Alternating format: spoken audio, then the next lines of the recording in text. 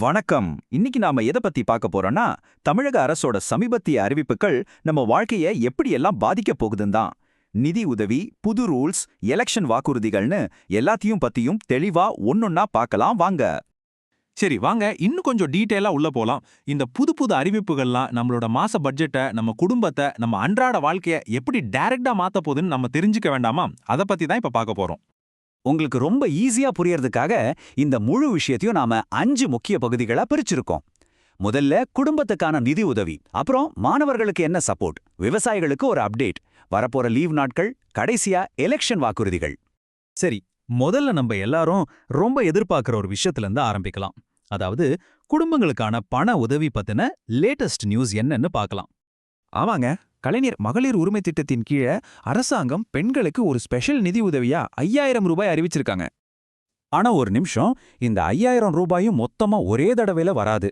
அது எப்படி பிரிச்சு தராங்கன்னா, பிப்ரவரி, மார்ச், ஏப்ரல்னு 3 மாசத்துக்கு தலா 1000 ரூபாய். அது கூடவே ஒரு ஸ்பெஷல் சம்மர் போனஸா 2000 ரூபாய்.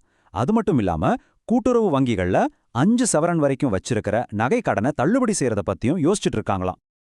ஓகே, குடும்பங்களுக்கு அடுத்து இப்போ ஸ்டூடெண்ட்ஸுக்கு என்ன நல்ல செய்தி இருக்குன்னு பார்ப்போம்.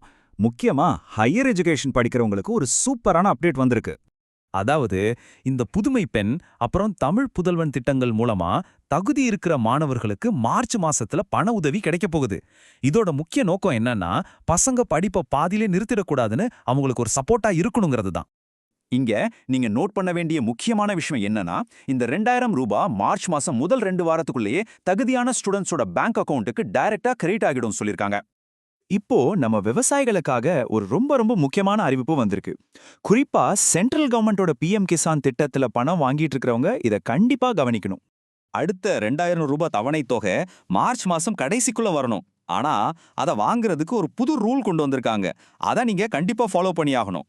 அந்த புது ரூல் தான் இந்த EKYC, அதாவது எலக்ட்ரானிக் நோ யோ கஸ்டமர். இனிமே இந்த திட்டத்துல பணம் தொடர்ந்து வரணும்னா எல்லா பயனாளிகளும் அவங்களோட அடையாளத்தை இந்த முறைப்படி சரிபார்க்கிறது கட்டாயம்னு சொல்லிட்டாங்க. இது பண்றது ரொம்ப சிம்பிள் தான். பக்கத்துல இருக்கிற ஒரு சேவை மையத்துக்கு போங்க, உங்க ஆதார் கார்டையும் பேங்க் பாஸ்புக்கையும் இணைக்கணும்.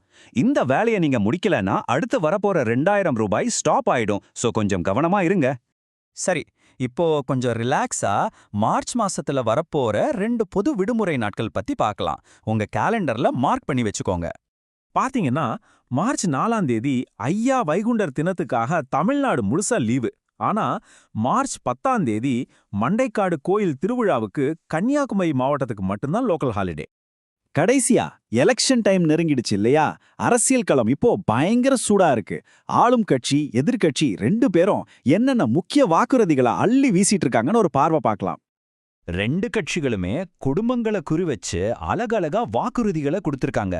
இப்போ ஆட்சியில இருக்கிற திமுக மறுபடியும் ஜெயிச்சா மகளிர் உரிமை தொகையை 1000 ரூபாயிலிருந்து 2000 ஏத்துறோம்னு சொல்றாங்க. அதுவே எதிர்க்கட்சியான அதிமுக ஒவ்வொரு குடும்பத் தலைவிக்கும் வருஷத்துக்கு 3 கேஸ் சிலிண்டர் இலவசமா தரோன்னு சொல்றாங்க. அது மட்டும் இல்லாம எதிர்க்கட்சி இன்னும் பல வாக்குறுதிகளையும் முன் வச்சிருக்காங்க. இதுல பாருங்க, வேலையில்லாத பட்டதாரிகளுக்கு மாசம் 2000, மீன்பிடி தடைக்காலத்துல மீனவர்களுக்கு 12000 ரூபாய் உதவி, தெருவோர வியாபாரிகளோட கடனை தள்ளுபடி செய்யறதுன்னு பல விஷயங்கள் இருக்கு. சோ இதெல்லாம் பார்க்கும்போது நமக்கு என்ன தெரியுது? கட்சி எதுவா இருந்தாலும் சரி, அவங்களோட முக்கிய டார்கெட் குடும்பங்களோட மாச பட்ஜெட்டுக்கு நேரடியா உதவுறது தான். அதாவது டைரக்டா பணம் கொடுக்கறது, கடன் தள்ளுபடி பண்றது, இலவசமா பொருள் கொடுக்கறதுன்னு எல்லாமே அதை சுத்தி தான் இருக்கு. நாம இப்போ பல திட்டங்களையும் வாக்குறுதிகளையும் பார்த்தோம். ஆனா இங்க பெரிய கேள்வி என்னன்னா, வெறும் அறிவிப்புகள் மட்டும் போதுமா, இல்ல அதை சரியா செயல்படுத்துறதா முக்கியமா? இதுல எது நம்ம தமிழ்நாட்டோட எதிர்காலத்தை நிஜமாவே தீர்மானிக்க போகுதுன்னு நீங்க நினைக்கிறீங்க? யோசிச்சு பாருங்க.